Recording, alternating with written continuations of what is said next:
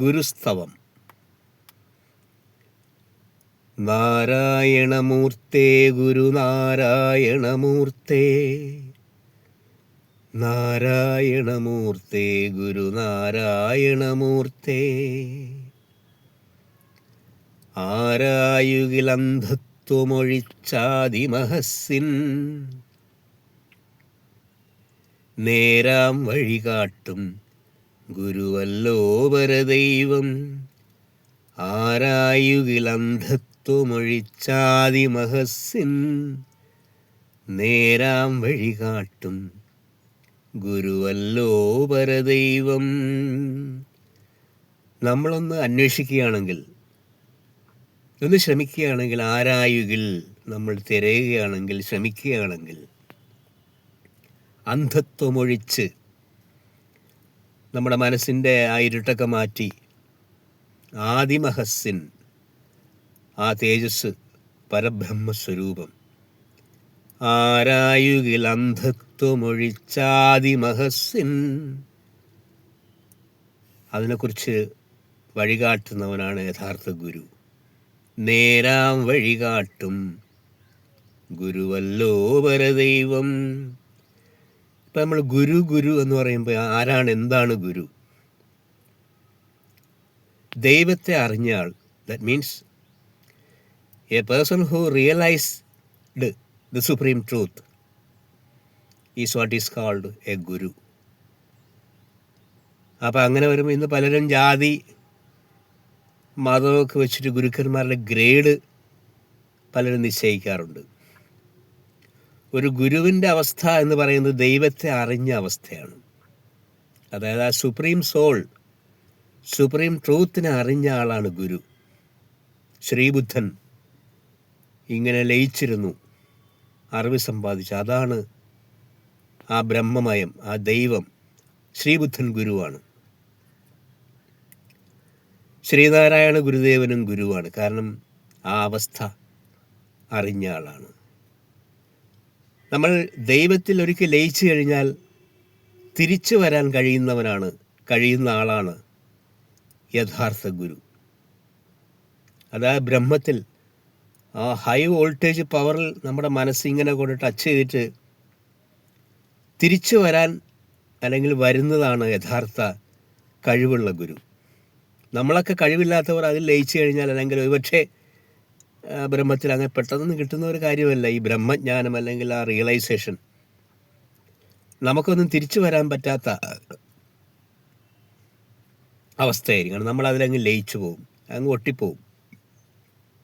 അതാണ് ഈ മോക്ഷം, പ്യൂർ സ്പിരിറ്റിൽ, ആ പ്യൂർ സ്പിരിറ്റ് അങ്ങ് ലയിക്കുന്ന അവസ്ഥ. അപ്പോൾ ഈ ഓരോ ബോഡിയും നമുക്ക് ലഭിച്ചിരിക്കുന്നത് നമ്മളിരിക്കുന്ന ഈ മെമ്മറി കാർഡിനെ സ്ക്രാച്ച് ചെയ്ത് മിനുക്കി ദൈവത്തിൻ്റെ ആ ക്വാളിറ്റിയിൽ എത്തിക്കാൻ വേണ്ടിയാണ്. അങ്ങനെ എത്തിക്കുമ്പോൾ നമ്മൾ automatically realised the supreme truth, അല്ലെങ്കിൽ നമ്മൾ അതിലേക്ക് അങ്ങ് automatically merged with the power, supreme power. നമ്മളത് ഉണ്ടാക്കിയെടുക്കലാണ്. നമുക്ക് പുറമേ നിന്നൊരു ദൈവം അല്ലെങ്കിൽ ഒരു ശക്തി വന്ന് നമ്മളെ മോക്ഷം തന്ന് അങ്ങ് സൂപ്പർ ജെറ്റ് വിമാനത്തിൽ നമ്മളെ സ്പിരിറ്റിനെയും കൊണ്ട് അങ്ങ് ഏതെങ്കിലും സ്ഥലത്ത് പോകും എന്നല്ല. നമ്മൾ ഉണ്ടാക്കിയെടുക്കുന്ന ആ എനർജിയിലാണ് നമ്മൾ മുകളിലേക്ക് പോകുന്നത്, അല്ലെങ്കിൽ അതിലേക്ക് ലയിക്കാനായിട്ട് സാധ്യത ഉണ്ടാവുന്നത്. അപ്പോൾ ശ്രീനാരായണ ഗുരുദേവനെ പറ്റി, അദ്ദേഹത്തിൻ്റെ ആധ്യാത്മിക പ്രഭാവത്തെപ്പറ്റി ആ കൃതികൾ പഠിക്കുമ്പോഴേ നമുക്ക് മനസ്സിലാവുകയുള്ളൂ. അപ്പം നമ്മൾ ശ്രീനാരായണീയർ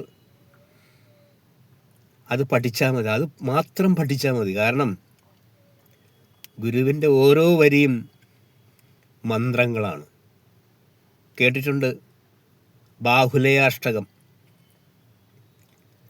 ആ ബാഹുലയാഷ്ടകം സുബ്രഹ്മണ്യസ്വാമിയെ പ്രകീർത്തിച്ചെഴുതിയ ബീജാക്ഷരങ്ങൾ കൊണ്ട് വാർത്തെടുത്തിരിക്കുന്ന ബാഹുലയാഷ്ടകം. അത് വായിക്കുകയോ കേൾക്കുകയോ ചെയ്താൽ നമ്മളെ മനസ്സിൻ്റെ വിഭ്രാന്തിയും അല്ലെങ്കിൽ ഭ്രാന്ത്, ഇംബാലൻസ് മാറിക്കിട്ടും എന്നുള്ളതാണ് ശാസ്ത്ര സത്യം. ഇതൊന്നും ശരിക്കും ആരും പഠിക്കുന്നുമില്ല, അതിലേക്ക് പ്രാധാന്യം കൊടുക്കുന്നുമില്ല. മറ്റ് ഭൗതികമായ കാര്യങ്ങൾക്ക് വേണ്ടിയാണ് ഇപ്പോൾ മെൻ്റൽ പവർ മുഴുവനും. ഉപയോഗിച്ച് കാണുന്നത്.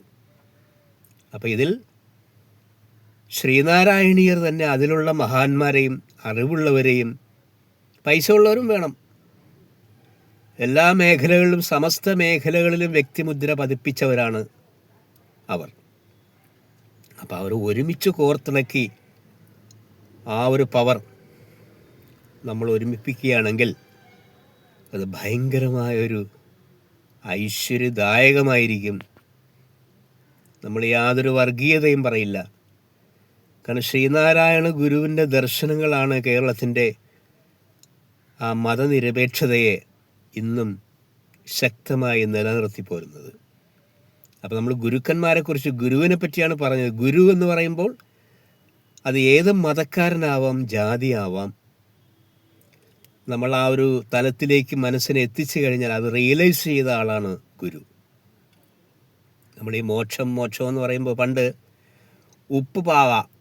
ഉപ്പിൽ നിർമ്മിച്ചൊരു പാവ കടലിൻ്റെ ആഴം അളക്കാൻ പോകുന്നത് പോലെയാണ് ഈ ദൈവത്തെ അറിയൽ എന്നുള്ള ആ പ്രക്രിയ. നമ്മളത് അറിഞ്ഞു കഴിഞ്ഞാൽ അങ്ങ് ലയിച്ചു പോകും. കാരണം ഇന്നർ ലോകം, നമ്മൾ വേറൊരു ലോകം, നമ്മൾ ഈ പുറമേ കാണുന്ന ലോകം, അതിന് സൂക്ഷ്മ ലോകമുണ്ട്. അപ്പം നമ്മൾ ആ ലയം സംഭവിച്ചു കഴിഞ്ഞാൽ നമ്മളങ്ങ് ലയിച്ചു പോകും എന്നാണ്.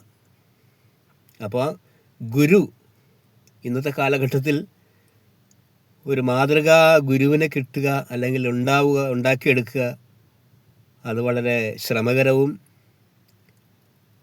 ബുദ്ധിമുട്ടേറിയതുമാണ്. കാരണം ഗുരുക്കന്മാർ പറയുന്നത് ആരും അങ്ങോട്ട് അനുസരിക്കുന്നില്ല. അതിനൊരു കാരണം ആധ്യാത്മിക ഗുരുക്കന്മാർ ഭൗതികമായ കാര്യങ്ങൾക്ക് വേണ്ടി ശ്രദ്ധ ചെലുത്തുകയും അങ്ങനെ വരുമ്പോൾ ആധ്യാത്മിക കാര്യങ്ങളിൽ അവർക്ക് ശ്രദ്ധ കുറയുകയും ചെയ്യുന്നു. അതാണ് ഇന്നത്തെ ആധുനിക ഗുരുക്കന്മാരുടെ ഒരു പ്രത്യേകത.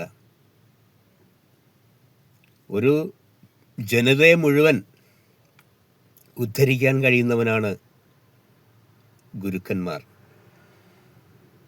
ഈ മഹാരഥന്മാരുടെ ചരിത്രമൊക്കെ നമ്മൾ വായിക്കണം,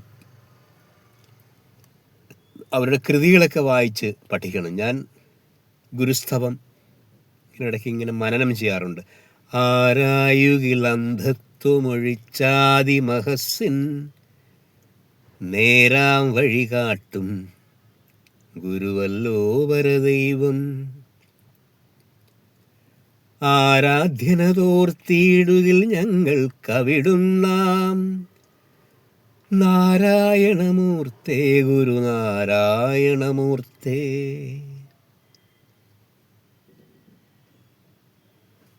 നമസ്കാരം.